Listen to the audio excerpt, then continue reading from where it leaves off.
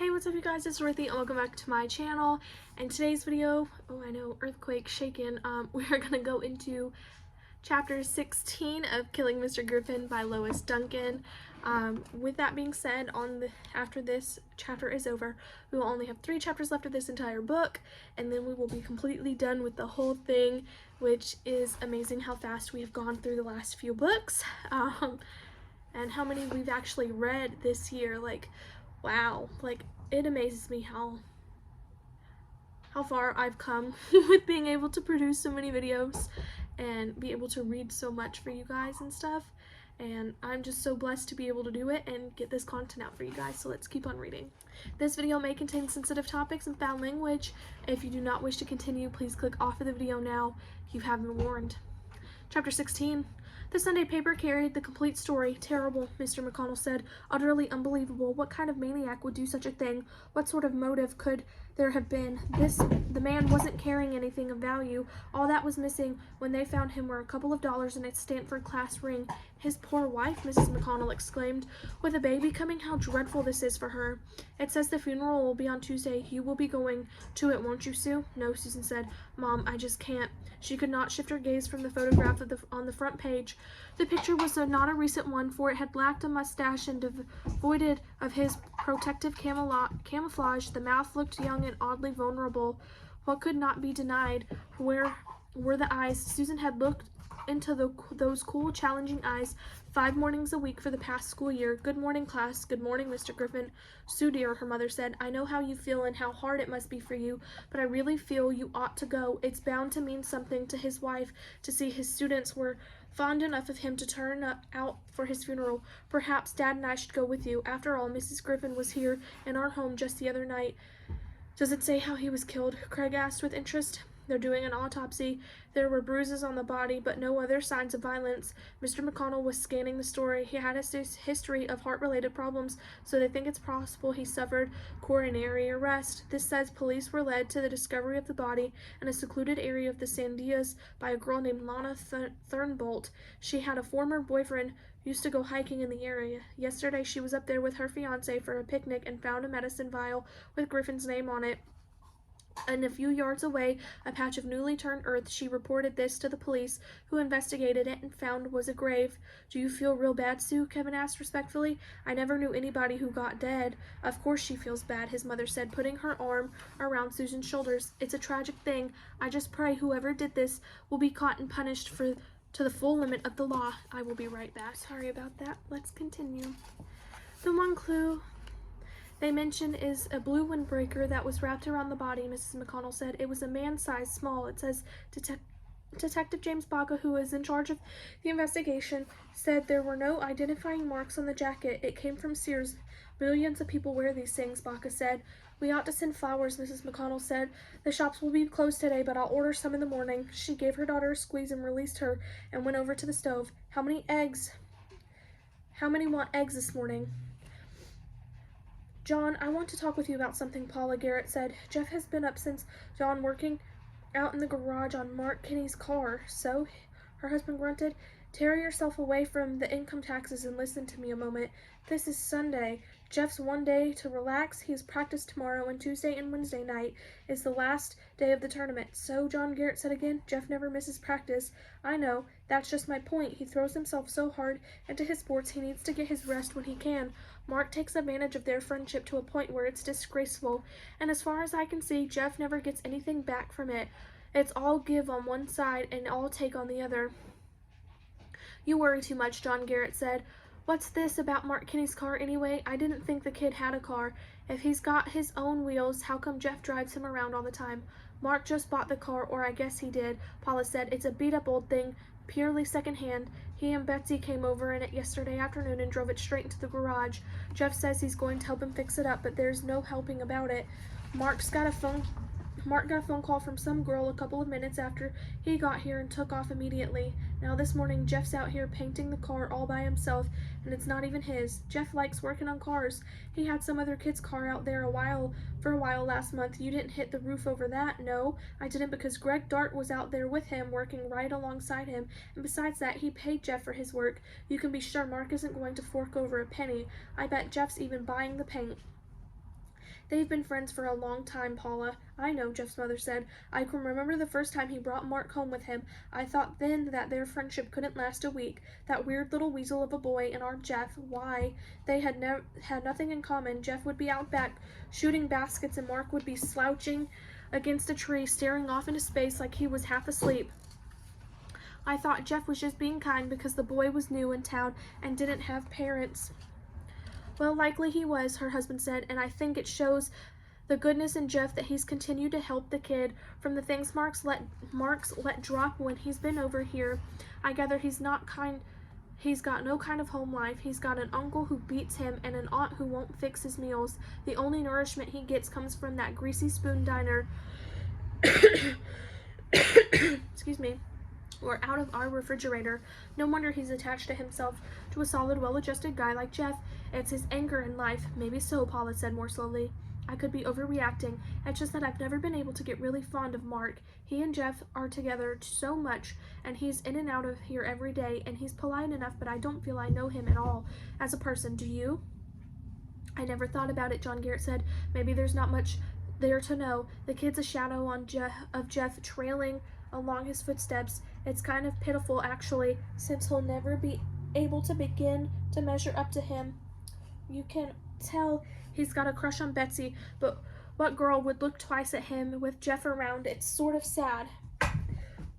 Well, when you put it that way, Paula said, I guess Jeff's a big enough boy now to handle his own relationships. It's up to the strong in his life to take care of the weak, isn't it?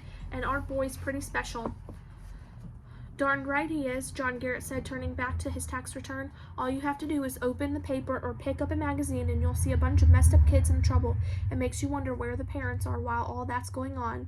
Kathy Griffin lay on her back, staring at the ceiling. She slept dreamless through the night as a result of the sedative they had given her. When she wakened, it had been slowly in stages. Consciousness had inched upon her, first with the knowledge that she was no longer sleeping, then as she automatically turned and reached into the bed beside her, it was empty. He's up and ahead of me, she thought drowsily, but even as the words formed in her mind, she had known there was something wrong with them. There were no sounds of movement in the room, no thumps of dresser drawers being opened and closed. The shower was not running in the bathroom. There was no hum of an electric razor. Where's Brian? And then quickly she had shoved the question away.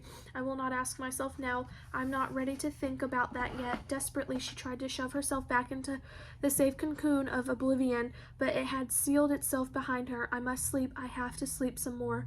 But while her arms and legs lay weighted upon the mattress and her body remained a leaden lump too heavy to think of lifting, her mind kept opening inch by dreadful inch. Where is Brian? Where is Brian? Where is he? I know. There was a crack in the ceiling over the bed. Brian had been planning to fix it during Easter vacation. It won't take much, just some sort of plaster filler. You'll never get around to that, and you know it. You have a million books you're going to read that week. Well, I'll make the sacrifice. I'll hold myself down to 1,000,000 minus 1 and fix the ceiling. We can't have the whole roof caving in on top of Brian Jr. In the far corner of the room there was a cobweb, a wisp of lace caught, and a beam of morning sunlight. Had some industrious spider created that masterpiece overnight, or had it been there unnoticed for days? It was strange, the things you saw when you looked up at the ceiling really concentrated on it in exclusion of everything else. I'm so sorry. Somebody was calling me. The plaster ran in waves and swirls, and here and there were little lumps in it, as though it had been spread too slowly and dried before it was smoothed. People who do halfway jobs shouldn't do them at all, Brian used to say. If Brian had been a plasterer, the swirls in the ceilings would have been symmetrical, and all the lumps would have been smoothed away. Where is Brian? I know. Somewhere in the house, a telephone rang. It rang only once. A moment later, the bedroom door opened a crack and then came open wider. Oh, you're awake, a woman's voice said. Semi-awake, Kathy said. I feel like I've got a hangover. There was a call from your parents. They're getting an afternoon flight and will be in late this evening. The owner of the voice came into the room and stood next to the bed. What can I get you, hun? Coffee? I don't know. Yes, coffee, I guess. You haven't been here all night, have you, Rose? Of course I have. What are neighbors for if not to be on hand when things happen? The woman said, It's a good thing you turned off your cell, or you would have been up at dawn. There have been a lot of phone calls on the house phone. Brian's principal called, and several of the teachers and some professor at the college who said he was the head of the English department there. I've kept a list of names. That's good of you, Rose. Kathy pulled herself with effort to a sitting position. Well, Brian Jr.'s still with us. He just kicked me a good one. How do they all know about it? Is it in the paper? There's a big write-up on the front page, Rose said. They even have Brian's picture, though it doesn't look much like him without the mustache. I don't know where they got that. It was probably taken back when he was at the university. They must have gotten it out of a yearbook file or something. Her tongue felt thick and her head ached when she fell back onto the pillow. Can I see it? You don't want to read it all, hun. It'll only upset you. What is, Kathy said. Reading about it isn't going to make it any worse. Maybe when I read it, it'll go into some sort of perspective. Maybe it'll start to make sense. Who could possibly hate Brian enough to do this thing? What kind of person hates like that? They'll find him. That's what police are for, but they don't know where to start. All they could talk about was the windbreaker. There was to be something more than that. Some better starting place. When I was with them yesterday, I must have been in shock. I couldn't think. Everything they said to me seemed to run in and out of my brain like water. I kept trying to grab a hold of things, but they kept sliding away from me before I could put them together to make any sort of meaning. That was a blessing, maybe. There was something, the name of somebody, that meant something to me. I remember having a feeling of recognition. When I heard it, I started to tell them, and then I couldn't remember any longer what it was I was going to say. The telephone rang again, clearer now that the bedroom door was open. I'll get that, Rose said, and then I'll bring you coffee and the paper, Kathy said. At 11:10 on Sunday morning, Miss Irma Ruggles sat in a chair by her bedroom window and played with the circle of gold on the fourth finger of her right hand. First she turned it so she could see the tree and read the German words. Then she released it and let its own weight twist the ring so that all she could see was the band. The ring was loose on her finger, but not too terribly loose. If it had been even a fraction of an inch smaller, it might have been difficult, sliding it over her knuckle. Whomever this belongs to has a thin hand for a man, thought Mrs. Ruggles, turning the ring again so that the tree appeared on top. She could not have said exactly when it was that she had stopped thinking of the ring as belonging to her son and had... Someone's calling. I'm so sorry. This chapter is getting all kinds of messed up. Anyways, she could not have exactly said when it was that she had stopped thinking of the ring as belonging to her son and had inserted a nameless owner in his place. Yesterday morning, when she had found it in David's dresser, she had been so certain that he had gotten it from his father. The shock of seeing it there among the dimes and nickels in the box she always visited for candy money had jolted her terribly. It had been like hearing her son's voice crying out to her across the years. But later, when she had confronted David with her suspicions, things had not occurred as she had expected. He had been rattled, yes, and he had certainly acted guilty, but not guilty as a boy might be who had a glorious secret. I haven't seen my dad since I was a little kid, he had told her, and the words had rung true. David was not good at deception. He could not have falsified the pain in his voice any more than he could have injected convincing sincerity into his next statement. I found it. And the girl, the plain, mousy, bespectacled girl who was so exactly the opposite of any girl she would ever have picked for David. The girl had lied so badly that anyone with half a brain could have realized she was not telling the truth. And then the look on her face when she had been told there was no stone in the ring, there was a tree. Her eyes had gotten a wild, glazed look, and then she had closed them and stood there, silent, as though wishing herself a million miles away. Irma had not accepted it then, perhaps because she did not want to accept it, but little by little, in the long hours since the dream had fallen away, her son was not in town. He would not turn up suddenly on the doorstep, his beautiful face alight with joy and love. Her David, the first David, had vanished from their lives with the finality of a bright bird flying straight into the sun, leaving nothing behind him but the memory of a feathered touch and the rustle of restless wings. She would not see him again in the world, and perhaps if the things the Reverend Chandler preached were true, not anywhere. Those who refuse to shoulder their earthly burdens will never know the glory of everlasting life. The Reverend had said straight from the pulpit 7 years ago, and Irma had refused to attend church since.